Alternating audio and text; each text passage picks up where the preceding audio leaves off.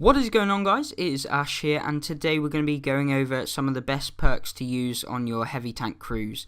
And let's just jump straight into the video. So the first thing you want to be using is actually 6th Sense. And this basically just allows you to know when you've been spotted and really get yourself like a direction of where the enemies are coming from. And it's really useful. It's definitely something you should be getting as your first perk.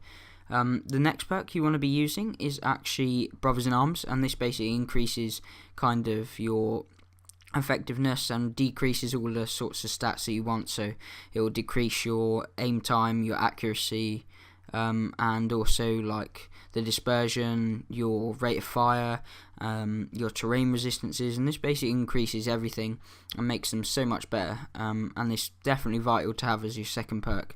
And then I tend to use repairs on my heavy crew, so this basically increases the effectiveness of repairing stuff, so it makes your track repair time a lot less, and also everything else, so you definitely want to be using that.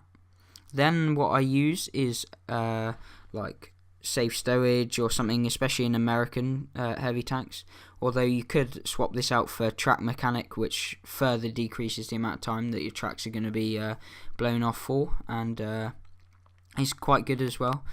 Safe stowage is definitely essential though on American heavy tanks, and kind of the Chinese I've heard actually they get quite a few ammo rack damage and that sort of thing.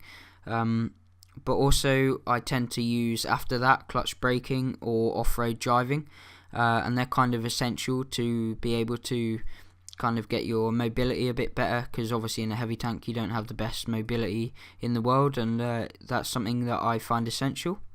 When I'm trying to go for 3 marks, I tend to actually stick on situational awareness and recon and things that boost your view range, just so that you can maybe outspot some enemies and get some spotted damage and spotted target hits and that sort of thing, to increase the amount of assisted damage that you do in the game, which is really essential in getting up on your marks and that sort of thing. Another thing that I tend to use is actually Mentor, so I might stick that on early on or maybe a bit later when the crew skills kind of take a lot longer to be getting, and it's definitely essential to try and get it in within the first 6 perks, and then when you're getting further up it will just make it so much easier to get the perks in the first place.